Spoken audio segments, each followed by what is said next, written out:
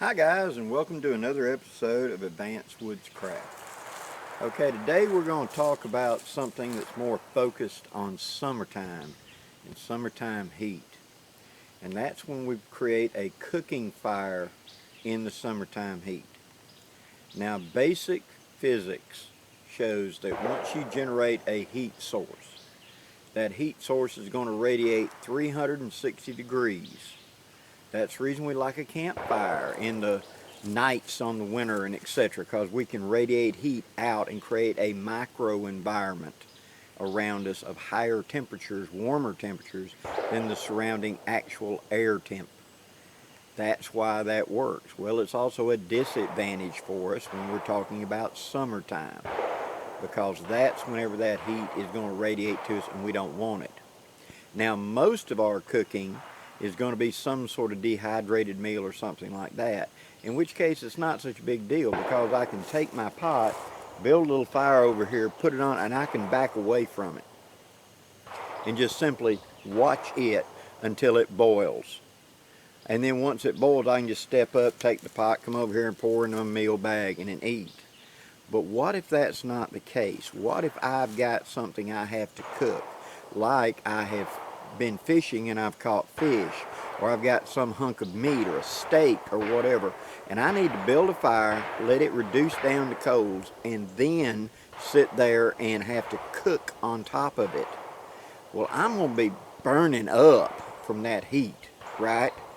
So there is a technique that I use to kind of alleviate some of that. Now, of course, the first fire that's going to come to mind is going to be a Dakota hole.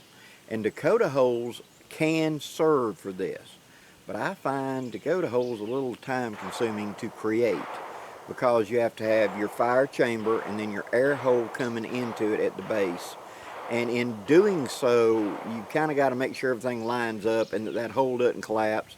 And for longer cooking, a lot of times that Dakota hole, the air opening, if it's not sufficient down there at the bottom of that chamber, kind of gets plugged up with burning wood or whatever and dampens it down. So as a field expedient version, I started using, instead of a Dakota hole, I use a fire trench. This is my favorite summertime cooking fire. Now all it's going to be is, it's going to be a fire, and we're about to build one, where I dig a depth down. I can be shallower than a actual Dakota hole because of the dirt I'm going to utilize. You're going to see this in a minute. But instead of it being a round fire chamber going up and down, it's going to be a slit cut into the ground. Something about that wide, 4 to 6 inches wide, and about 2 to 3 feet long, 2.5 feet long. The dirt that I extract out of it is just going to be piled up in the middle and flattened down and become the cooking platform, which in fact raises my depth, so to speak, and acts like a heat shield on my side. So the dirt's going to be put 2/3 on my side, 1/3 on the far side. When I build my fire in it, I want the orientation of this fire trench to be going in the direction of the prevailing breeze or wind. Now let me explain that. What that means is, if the wind is coming from you, coming at me, and I build it this way, well, that heat's going to roll up and just come with the wind right to me, right? I've defeated my purpose. I'm going to be getting the heat and the smoke anyway. If the wind is coming from behind my back going toward you, and I put the trench this way, it's still going to do it, because that will cause a draft here. I will be something that sets up a circular current, because the wind is flowing around me and forming this eddy, and thus I'll be sucking in the heat and the smoke as well. So I want the wind going in the same direction as the trench. So if I put the trench this way, I want the wind going this way or this way with it. That will provide fresh air into the pit and blow any smoke or heat away from me. So that I am, in essence, here's the trench, I'm sitting here, I'm 90 degrees to the heat source, and therefore I'm going to be cooler. Now what we're going to use is, I'm going to use my kukri to real quick dig a trench, build a fire, and get set up. So let's get the camera set down, and I'll show you the construction of the trench. Okay, one kukri, one digging stick, my grate that I'm going to use, my pot that I'm going to use for cooking in, a rag to be able to grab the pot with, and I've got something that I can spread out on the ground so I can sit down and not get bad dirty while I'm doing it. Double this in half, put it right here, take the haversack off, put it right there.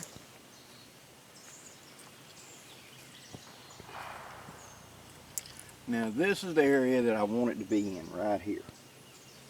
Now I could use a tent stake if I wanted to, if I didn't have a kukri, and dig it up, or I can use any kind of tool I've got.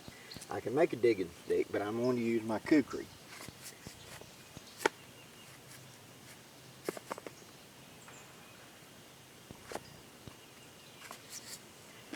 Okay, I want my trench to be about this long, say about 3 feet, with right here being my general focus. I'm going to start right here, and I'm going to outline the edge of it. The kukri is real good at this, so I can push down and cut roots right quick. You can hear it crunching through them roots.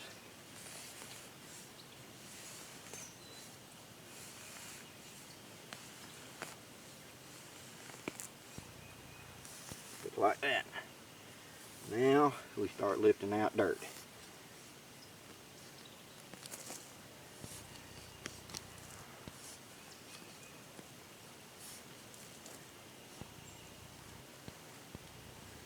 Nice big root.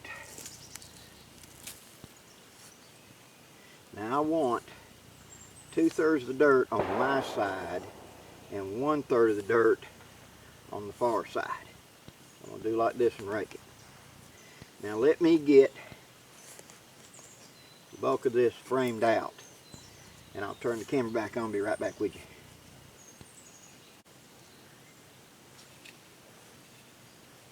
Okay. Whew.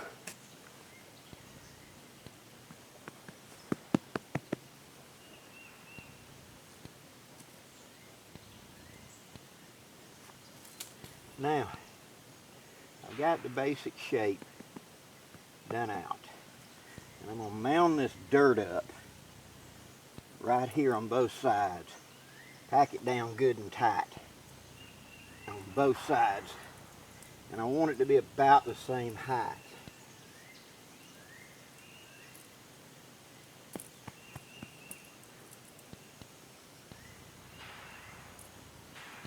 The whole time come up here on the edge and putting a wall of dirt up here on this edge. And I want it to act kind of like a heat break for me. Every inch or two I go up adds a little more protection to me.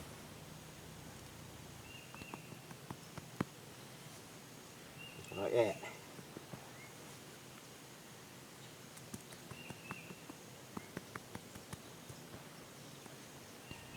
Okay.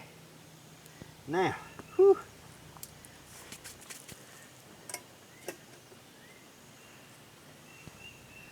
I'll get up here and make sure that my grate is going to have enough room to pour my pot, and it's not going to be falling off the edge. So I'm going to take another handful and put it right there on this edge. Now I could build up a platform of sticks right here and pack dirt on it too. That'd work as well.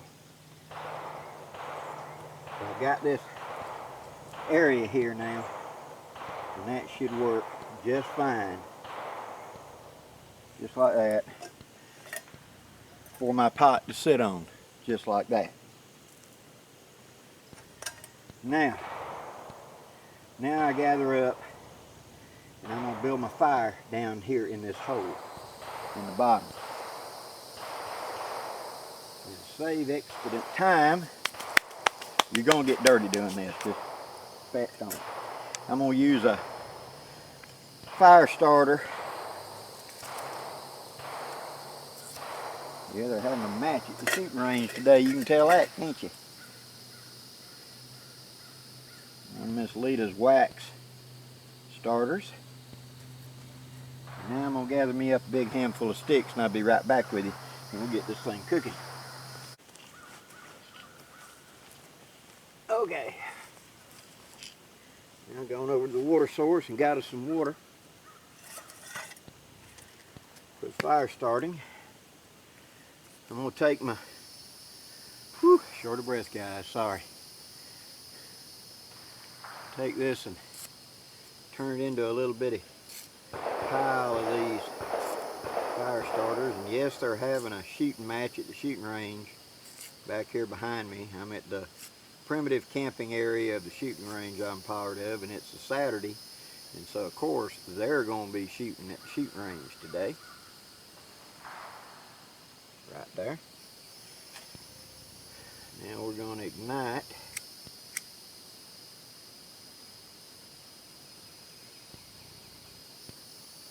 fire starter going.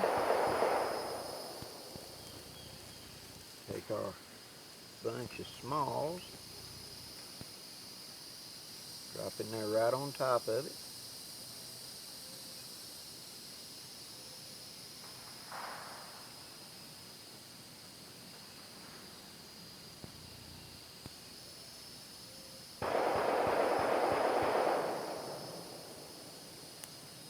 Here we go. Just take a minute to catch up.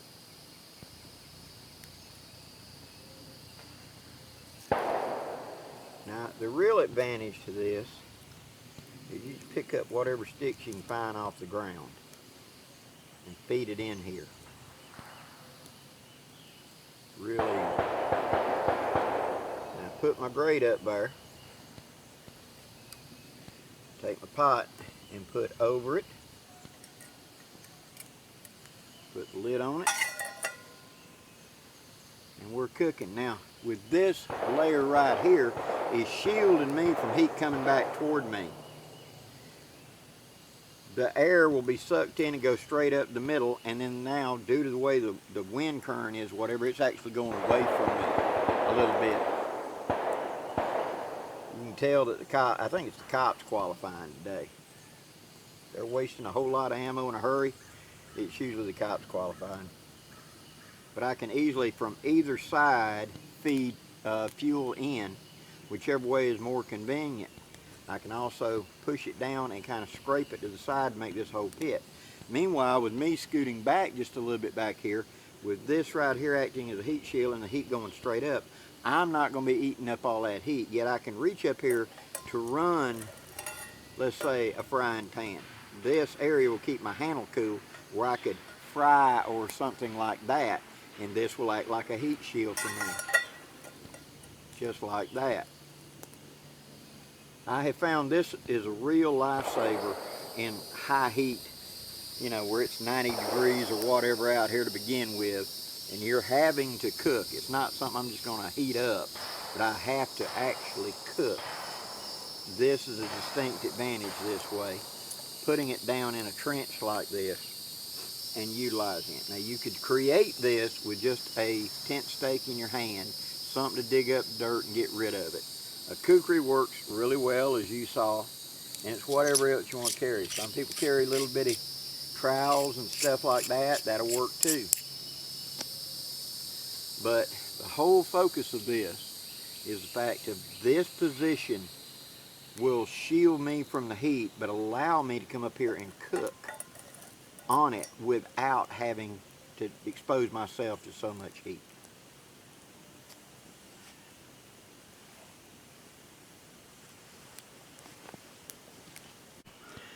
Another little point I'd like to point out is how stealthy this is. Now that fire is going right there. Look how little smoke is coming up. You'd have very little light being sent out. So for a stealthy fire, a trench fire is a very good fire as well. A Dakota may be a little bit better, but in the quick and ease of setup, a trench fire is really good. And if you're trying to kind of limit your signature out here, you can hardly see any smoke coming off of that, and it's going really well. You saw flames when I was up there a minute ago. So I got hot coals and flames, and you can't even see the smoke 10 feet out. Again, very versatile fire. See, now where I'm at right here, I can feel a little bit of heat, but not what I would feel. If I was on a surface right here, my legs right here would be just cooking right now from the heat coming out from under that. But like this, they're not. I'm able to cook and focus the heat away from me. By making this barrier on this side higher and wider than me, this is a heat shield, and by I can kind of steer it a little bit, cupping the air a little bit more. Say I've got a more dominant breeze from this way, I can go deeper on this side and bring this side up higher, so it pulls it up and away from me more, see? The flames are licking the bottom of the pot, and I feel 1/10 of what I would have felt had I done the other way, done a conventional way. This is the trench fire, and that's why this is my #1 choice for the heat of the summer. When I have to cook, this is the way I want to do it. If you've enjoyed this content, please hit that like button before you go and help feed the algorithm for me. I'd greatly appreciate it. There'll be more classes coming up in the Advanced Woodscraft. Till next time, guys, I'm Blackie wishing you safe journeys. Have a great day, guys.